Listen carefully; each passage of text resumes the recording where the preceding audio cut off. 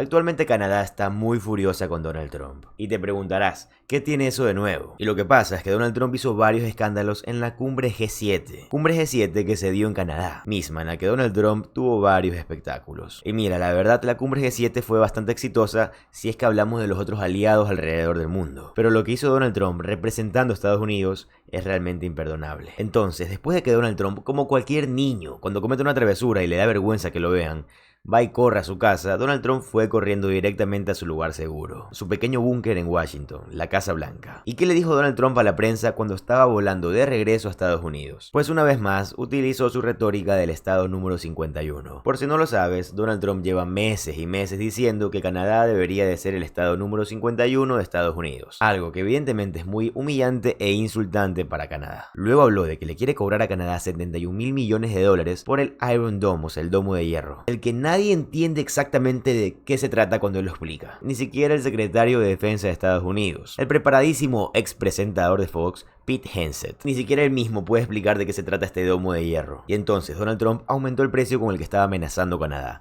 de 61 mil millones a 71 mil millones. Todo esto dentro de esa ridícula conferencia de prensa que dio en el Air Force One del presidente. Y todo esto sucedió mientras Donald Trump huía de la G7. Porque como les dije, Donald Trump es un niño y es incapaz de aceptar sus errores. Prefiere huirles. El último, usted está en este hermoso escenario para asistir a la conferencia y usted ha dicho mucho sobre la adquisición de Canadá como estado. ¿De qué te habló alguien? ¿De dónde eres de Canadá ahora? Pero ya sabes, depende de ellos. Tendrán que pagar muchos aranceles y otras cosas. Tendrán que pagar mucho dinero por la masa de la cúpula de hierro. Ellos quieren ser parte de ello. Por cierto, podemos hacer un trato separado. Hemos discutido esto. Sí, para la cúpula podrían ser los 71 mil millones de dólares que quieren pagar.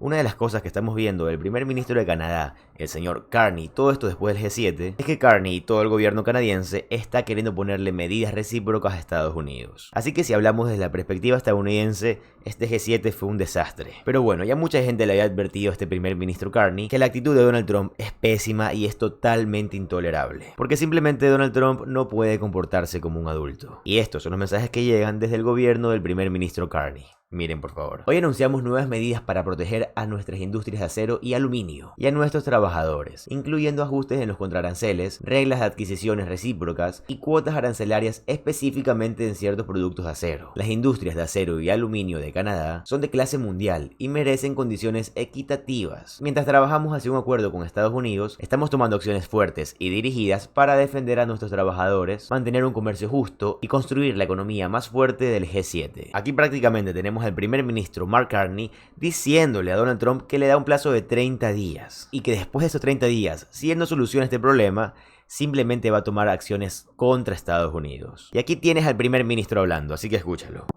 Al mismo tiempo, debemos fortalecer nuestras fuerzas nacionales para proteger a los trabajadores y empresas canadienses de los injustos aranceles estadounidenses que actualmente existen. Es por eso que anunciamos que Canadá tomará una serie de contramedidas para proteger a los trabajadores y productores canadienses de acero y aluminio. Hay algunos, voy a escucharlos. En primer lugar, Canadá ajustará sus derechos compensatorios existentes sobre productos de acero y aluminio estadounidenses el 21 de julio, al final de los 30 días. En otras palabras, las adaptaremos a un nivel compatible con los progresos realizados entonces con los Estados Unidos en lo que respecta a los acuerdos más amplios de formación. En segundo lugar, implementaremos reglas de adquisición recíproca para garantizar que solo los productores canadienses y los productores de socios comerciales que ofrecen acceso recíproco libre de aranceles a Canadá a través de acuerdos comerciales puedan competir por las adquisiciones federales. Aquí tienes al primer ministro Mark Carney respondiendo a la pregunta sobre los aranceles recíprocos y sobre el comportamiento que tuvo Donald Trump en la conferencia de prensa de hace 2 días. Así que reproduzcamos este fragmento de video. De acero y aluminio. Estamos dispuestos a firmar acuerdos de seguridad y económicos o comerciales con los Estados Unidos que redunden en los mejores intereses de Canadá. Nada más. Así que esa es la negociación y, por así decirlo, hay un poco de espacio para viajar antes de que lleguemos a ese punto. Pero para lograrlo tenemos un plazo. Si es en interés de Canadá, lo firmaremos. Si no es así, no lo haremos. ¿Está dispuesto a firmar un acuerdo con los estadounidenses mientras mantiene algunos de los aranceles establecidos por Donald Trump? Eso sigue siendo. Así que la política está en lo siento. Esto es una negociación. Espero que los franceses lo comprendan, lo siento, pero sí, esto es una negociación. Partimos de una posición clara respecto a que los trabajadores y compañías canadienses contribuyen en gran medida a los empleos y medios de vida en Canadá, pero también a la competitividad de los Estados Unidos. Por ejemplo, especialmente en la industria automovilística, el acero y el aluminio están estrechamente vinculados y nuestras empresas automovilísticas están igualmente conectadas. Somos parte esencial del núcleo competitivo de los fabricantes de automóviles estadounidenses, lo cual beneficia. Ahora, también quiero recordarles que cuando Donald Trump llegó a Canadá, no paraba de hablar de Vladimir Putin y comenzó a atacar el concepto del G7 y no paraba de decir que el G7 debería de llamarse G8 porque deberían de añadir a Vladimir Putin. Y tampoco paraba de decir cómo lo ama Putin, cómo solo habla con él Vladimir Putin. Prácticamente decía que Vladimir Putin era su mejor amigo. Y luego de esto, Donald Trump comenzó a atacar al expresidente Joe Biden. Comenzó a atacar a las ciudades demócratas de Estados Unidos y comenzó a decir cosas totalmente despreciables de los estados azules. Cuando digo estados azules me refiero a estados demócratas y cuando digo estados rojos me refiero a estados republicanos. Algo muy interesante es que estos estados azules subsidian a estos estados rojos. Y si hablamos de economía y de dinero, California, que es un estado azul, o sea un estado demócrata, tiene el cuarto PIB más grande de todo el mundo. No solo de Estados Unidos, de todo el mundo. Así que prácticamente California subsidia a todos estos estados republicanos. Y ya sabes cómo le encanta mentir a Donald Trump y decir que Estados Unidos subsidia a Canadá. Porque Donald Trump no entiende cómo funciona el concepto de comercio. Pero bueno, te lo explico yo. Por supuesto que eso es falso. Pero por otro lado, lo que sí es real es que California sí subsidia a todos estos estados rojos. Yo no sé si viste mis videos anteriores, pero Donald Trump se estaba portando como un niño caprichoso. Tanto así que el primer ministro de Canadá tuvo que cerrar una conferencia de prensa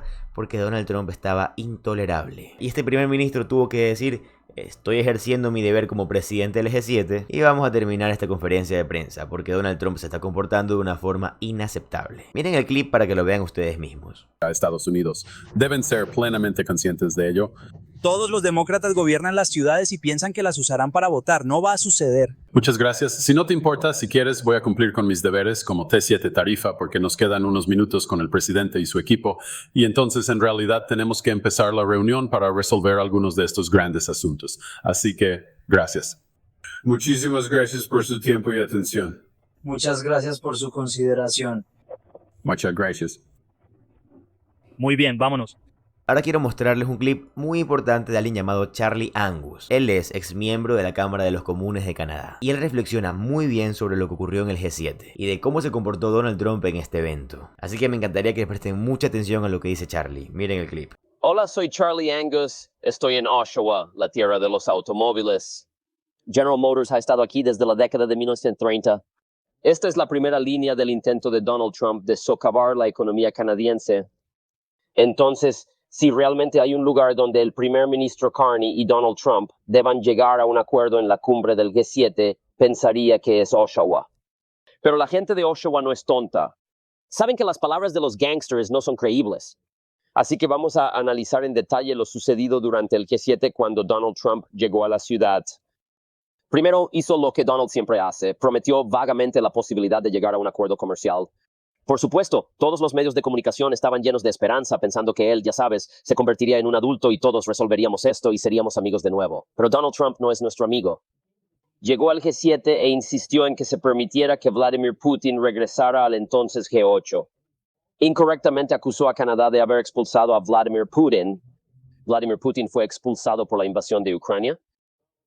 Donald Trump miente en nombre de Vladimir Putin. Él está aquí como un títere leal para entregar la agenda de Vladimir Putin. Luego salió del país porque no quería estar en la misma habitación que un líder real, el presidente Zelensky. Así que una vez más vemos a Trump defendiendo a Rusia y socavando a Ucrania. Dijo que la razón de la partida de Trump fue la situación en Medio Oriente. Normalmente un presidente estadounidense utiliza el G7 para demostrar liderazgo junto a aliados mundiales para tratar de desescalar la situación. Pero Donald Trump claramente no considera a Francia, Alemania, Gran Bretaña y Canadá como sus aliados. Sus aliados son los gangsters, Vladimir Putin, Benjamin Netanyahu, y en la situación de Irán, que se está convirtiendo en un fuego de basura muy peligroso, encendido por el presidente Benny Netanyahu. un líder que cree que la guerra permanente puede adelantar a sus propios tribunales. Donald Trump ahora está alimentando el incendio provocado, afirmando que Estados Unidos solo aceptará la rendición incondicional de Irán. Estas son palabras muy provocativas. Estas palabras fueron utilizadas en la Segunda Guerra Mundial para derrocar al régimen nazi y al gobierno militarista japonés. Muchos historiadores dicen que el lenguaje mantuvo el conflicto más prolongado, causando más bajas y llevando al lanzamiento de la bomba atómica. Por lo tanto, cuando Donald Trump dice que insistirá en la rendición incondicional de los iraníes, es una provocación muy peligrosa. Pensemos en qué decisión tomó al tomar esta decisión. Él ignoró la inteligencia estadounidense. La inteligencia estadounidense dice que Irán no está en esta posición o está fabricando bombas nucleares. Pero Benny Netanyahu necesita una razón para bombardear. Así que Donald Trump se puso del lado de Netanyahu. Lo único que podemos sentir es que si Irán no hubiera recibido una bomba nuclear antes, lo harán ahora. Esta es una situación muy peligrosa. Donald Trump se puso del lado de los gángsters al distinguirse de sus supuestos aliados. Volvamos a Canadá y sus compromisos de acuerdos comerciales, al igual que todos los demás compromisos de acuerdos comerciales, hay, ya sabes, buenas palabras. Entonces Donald Trump, cuando regresó a la seguridad de Lagos o a la seguridad de Washington, dijo que Canadá enfrentaría miles de millones de dólares en aranceles y a menos que le diéramos lo que él quería, dijo que podemos ser el estado número 51. Así que no renunció a su ataque a Canadá, no se retrocedió diciendo que no tenemos derecho a ser una nación soberana e independiente. Él continúa utilizando esta negociación comercial para intentar destruirnos y convertirnos en vasallos de su régimen de gángsters. Esto es imposible, Donald. Esta es la línea del frente en Oshawa.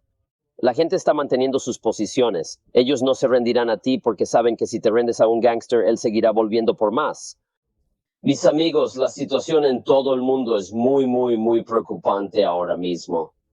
Estamos unidos por un hilo muy frágil en todo el mundo, pero vemos que los regímenes de gángsters se están preparando para encender un fuego que podría derribarnos a todos. Así que mi mensaje es seguir el camino, mantener el boicot fuerte, defender a Canadá y defender nuestros intereses porque no podemos confiar a Donald Trump, a nuestro primer ministro. Necesitamos trabajar con nuestros aliados en todo el mundo porque los estadounidenses ya no son nuestros aliados. Ahora son una gran fuerza amenazadora. Soy Charlie.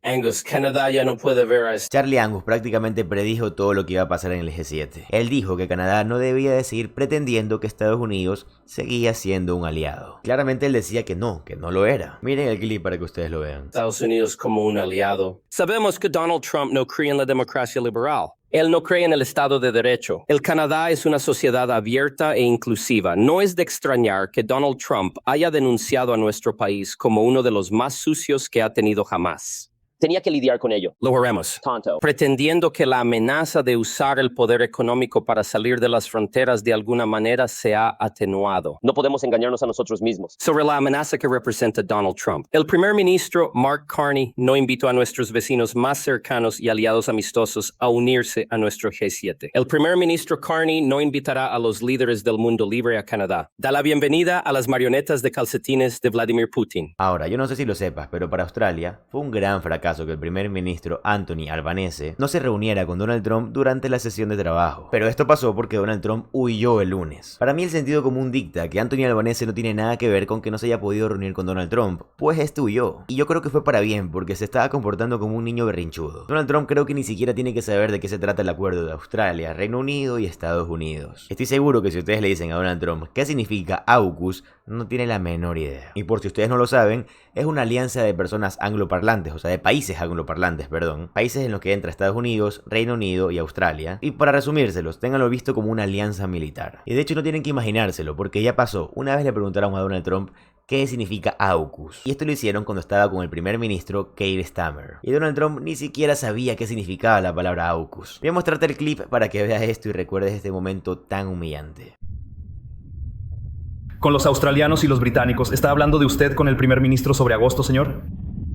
¿Pero qué significa eso? AUKUS, Australia, EU. ¿Alianza de defensa, sí? Lo discutiremos. Tenemos otra gran relación con Australia y ustedes también. Sí, tenemos una buena relación con Australia. Entonces, ¿cómo podrías culpar al Partido Laborista o a Anthony Albanese de que Donald Trump hubiera huido? Y no fue solo Anthony Albanese que no logró reunirse con Donald Trump el martes. El primer ministro Modi también estaba muy furioso. La presidenta de México, Claudia Sheinbaum, estaba muy furiosa también. Y así como ellos, muchos otros que tenían la necesidad de hablar con el presidente de Estados Unidos no pudieron hacerlo. Actualmente no se puede tener conversaciones de adulto con Donald Trump, pues este es un simple bebé. Pero bueno, esto es lo que decía una columna de opinión en el Sydney Morning Herald.